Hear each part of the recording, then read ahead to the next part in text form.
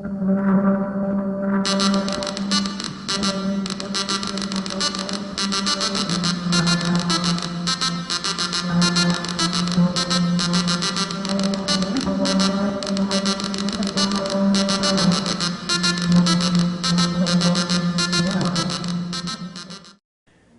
woke up one morning and I needed to catch an airplane, and I had at that point a 300 megabyte SCSI drive that was a good solid drive, and I went downstairs and it had an error, and I remember thinking, I've got to get to the airport, I can't fool with this right now, and I leaned over and I flipped the switch, and that was the end. My daily ritual was to go by, make sure the machine was happy, and see what the caller count was today. And, as the numbers just kept creeping off and off and off and off, I said, at what point is this an anachronism? It's there as a, a living chunk of history, but it's not really serving a purpose. One day, something flaked out. I don't know if a memory chip went, but the machine fell over, and I just kind of went, it's time. And I think we were having dinner at Outback one night, and I kind of, was thinking, I don't feel like running the board anymore. And my friend was like, well, it's up to you, man. It wasn't like a planned shutdown when I shut it down. It was, I had a disk crash, and of course you never had the backups that you should have. And when it finally got down to about 5 calls a day, going from 40 plus calls a day per node down to 5 for everything, it just didn't seem worth it anymore. When you came in the family room and still sitting there with a little snoring phone going on, it's like, okay. Lack of traffic. First he dropped one phone line, then he dropped the other. This used to be, there was always somebody on it. So that definitely took a lot of the will to do anything with it out of it. He said, we don't have enough traffic to constitute 2 phone lines anymore. And then we don't have enough traffic to constitute 1. Mm-hmm. And that was like a sad day in my book.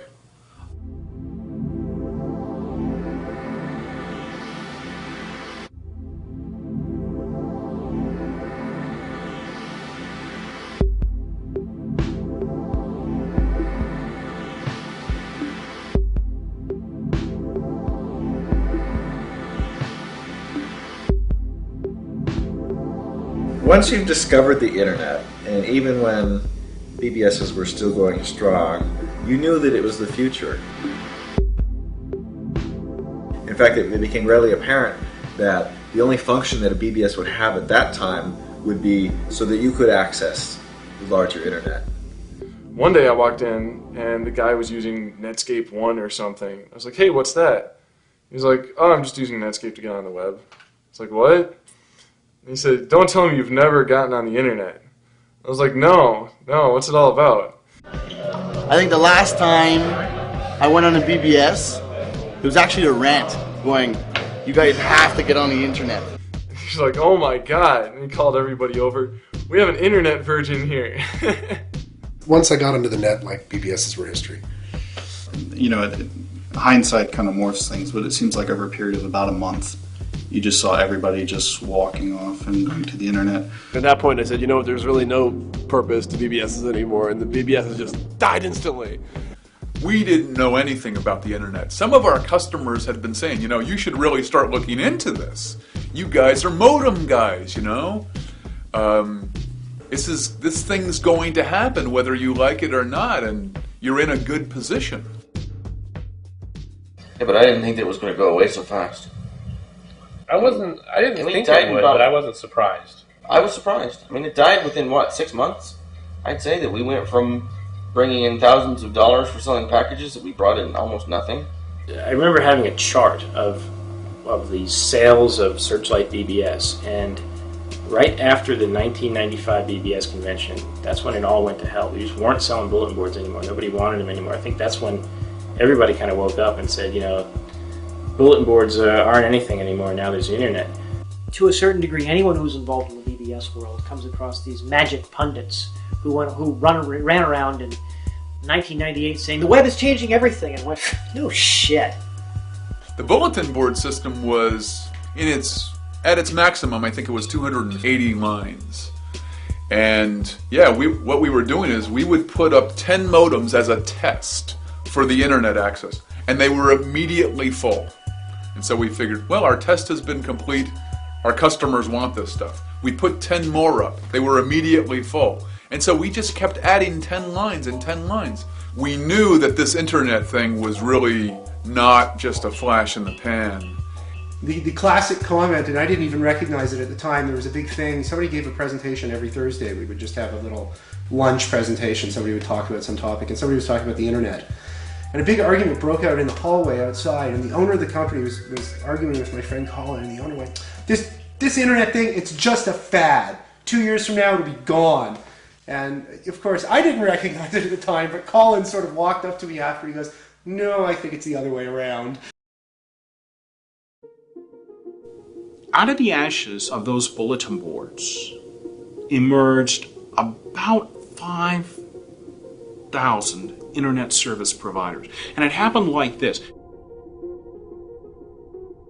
You know, we like to think that the internet service providers sort of sprung forward fully grown, and they were MSN and they were Prodigy and they were all of that. But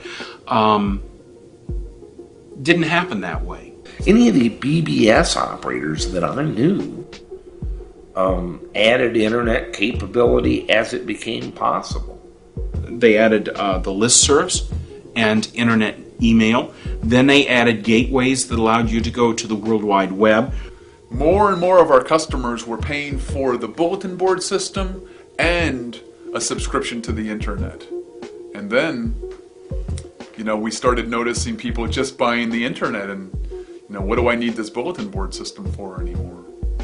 And so most BBSes transitioned so that they were a BBS with the internet, and then they were BBS Internet, and then they were an internet service with a BBS attached. And some BBSes survive to this day on that basis. They're web-based or they're independent dial-up online services. And it simply evolved that way. All the internet service providers that we wrote for in the end were the same guys. In most cases, using much of the same equipment in the same rooms. Our friends here in Dulles, Virginia, America Online, most people don't realize, started as a 7-line BBS right here in the Reston area. America Online grew to take the dominant position now in the internet, but has never really given up its online service BBS kind of look and sense. I coined the term internet service provider. We made a lot of the words that you use up in my office. So I never did see the break. And in fact, I still have to reject the entire line of argument that there ever was one. It was names of things changed, and they evolved as they went along. I don't understand a strong motivation to run a bulletin board system that isn't networked. Because if it's not networked somehow, then no one can get to it, in which case it's not a very interesting system. If you believe people should be able to get to it, I don't understand why there isn't a perfectly reasonable coexistence where it's plugged into the internet to get to that community. And it could also be dial-up. I mean, there's no reason why you have to see this as somehow distinguishing. The Luddites who used to lay down in front of the machinery in the Middle Ages to try and stop the mechanisation of industry, they never were capable of appreciating what was going to happen in the future. I realized that the internet has clearly made bulletin boards an evolutionary dead end. And I think that's exactly the same with those people that felt that BBSs were going to have any a future at all in an internet age. They're like memory typewriters, you know, it's like it was sort of a good idea and it sort of worked, but you know, the concept of computers and word processors has completely subsumed any true value to a memory typewriter you could find. It seems nostalgic, like something was lost, and I don't want to sound cheesy and like our innocence was lost or anything silly like that, but it seems like a certain sense of community or like of camaraderie or something was lost. You don't have a community anymore because the person may be, you know, across the country. You're never going to meet them. You're not going to know them. Whereas with BBSs, basically, somebody could announce on a BBS one day, hey, let's meet over at Joe's Pizza on Saturday. Everybody know where Joe's Pizza was, and they all go over there and meet. One of the things that always attracted me the most to bulletin board systems in general was the sense of community fostered by a smaller, more close-knit group of people who always came to the same place. And so you kind of got to know these people. You know, there's just so many people out there, and it's just so vast, and it's so far-reaching. You can bring up things like the World Wide Web, or probably more appropriately Usenet, as analogs to the bulletin board system. But when you have a Usenet news group that has 25,000 messages in it, posted by 5,000 people and another 30,000 people just reading, you very quickly lose that sense of close community. It's not like, hey, you know, why don't you come on over? Well, I live in Japan. That would be why I can't just come on over. On a forum, you have a sense that you're like this tiny little ant that could get swept away at any time and it'll still be there, right, and stuff. The web seems like it's a layer of separation between you and what you're doing. This is really a serious problem I find on the internet. It's that people have the attitude that if you can do it, then it's okay to do it. I think that the percentage of idiots is the same now as it was back then, but if you have 20,000 people instead of 50 people on a board, you're just going to have that many more idiots. When you reduce everything down to numbers and, you know, funky letters on the screen, you're not letting people get involved with it. And you know, most of the stuff on the internet, they don't care if you're involved or not. So it feels more like one-sided, like somebody put this together to serve to you. So you look at it more passively, maybe. A website today, it's not, I don't know, it's not as solid of a connection. I didn't like the fact that the internet was available to everybody. Like, I wanted it to be like just not a select few, but it wasn't just about being the smart kid anymore. It's just everybody could be the smart kid. I was the only person who really understood this aspect of life, and now it's become so pervasive that I find that actually I'd almost rather discuss anything else. Once upon a time, we used to say that 1,000,000 monkeys on 1,000,000 typewriters would eventually produce all the works of William Shakespeare. Now, however, thanks to the internet, we know this is not true. Some people check it out and they fail because the pace is not fast enough for them. And other people hang around and they'll call in maybe once a month, maybe once 6 months, maybe once a year. I could have shut the BBS down 4 years ago. I didn't, because I couldn't see it. I mean, even down to 50 users, I couldn't. They'll ask a question. There'll be people that'll ask a question about things that they can't find out on the net. You know, how do I do this, and I don't want 19 million spam messages coming back at me because my email address got harvested. The kids, well, they're about old enough now. We're going to use that as their training ground before we turn them loose on the internet. Their training ground is going to be working through the BBS. Hang tough. Just hang tough. And see what comes out. The other thing is curiosity. What is it going to be next?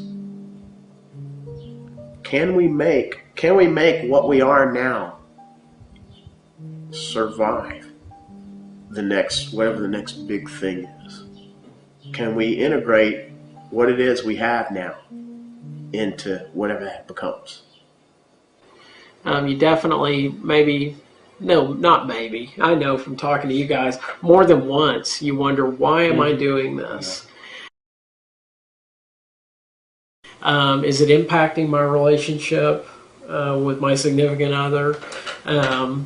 Is it impacting my work? Is it impacting other aspects of my life?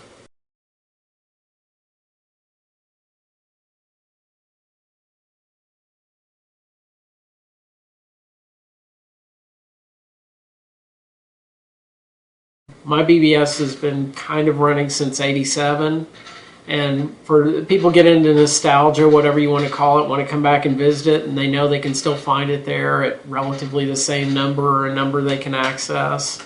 You know, realistically, I'm not doing this for my callers because I don't have that many more. I'm really doing this for myself because I enjoy the technical challenge and I enjoy seeing it work. And I also realize that I'm going to get excited about it for a short period of time, and then I'm going to cool off on it. We're lucky. We're still, you know, I think the only reason that we are still running BBS is because we like to get together. Yeah, it is group therapy. We have almost nothing in common aside from the fact that we run these BBSes that hardly anybody ever calls anymore. I have people that maybe called my BBS 5 years ago that drop in, fill out a new user form, and just call a couple of times, see what's going on. They get their nostalgia fix, they go away, they come back another year or two later. Yeah. Thank goodness there's not a 12-step program for BBS. Right. Every now and then.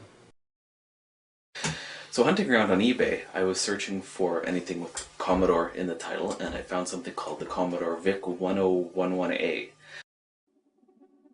It gives your Commodore computer a real COM port on the back, like a PC would have.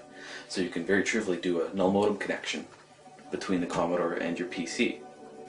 Now on top of that, I've been really getting into TCP/IP stacks and communications technologies at my day job, and just an idea I'd been toying around with.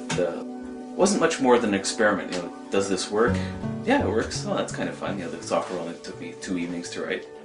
Yeah, tried calling it. It works. And that's kind of neat. Tried calling it from my desk at work. Yeah, that's pretty neat. You know, I can call on Commodore and, you know, from my Windows workstation at work. In jest, I said if I get 20 people calling it, you know, I expected 10 or so, then I'll leave it up for a couple of months. And as of last, actually just checked it about 10 minutes ago, and I've had 1,150 callers. There's certainly a lot of nostalgia that the callers are experiencing. I've got dozens of sysop feedback messages that people have left. They'll call the board once, and they'll log out, and in, you know how when many BBSes you log out, it says, you know, send feedback to sysop, and everyone pretty much 100% say yes and say, this is neat, you've brought back some really good memories of my you know, youth back in the 80s. You know, thank you, and then they disappear and I never hear from them again. The day I shut my BBS down, I put the whole thing on those 2 tapes. And a few years later, like this year actually, I went to go and restore my tapes and found out that they're bad and I can't get my data back off them, so my whole BBS is gone. It's, I don't know.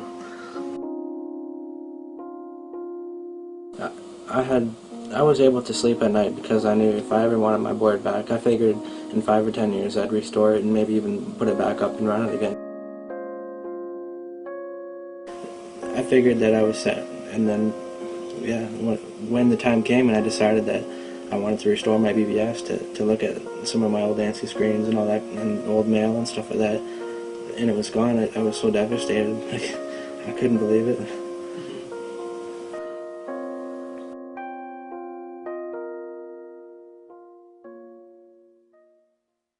As the whole bunch of us have gotten older, we've grown up, but we haven't outgrown the BBS.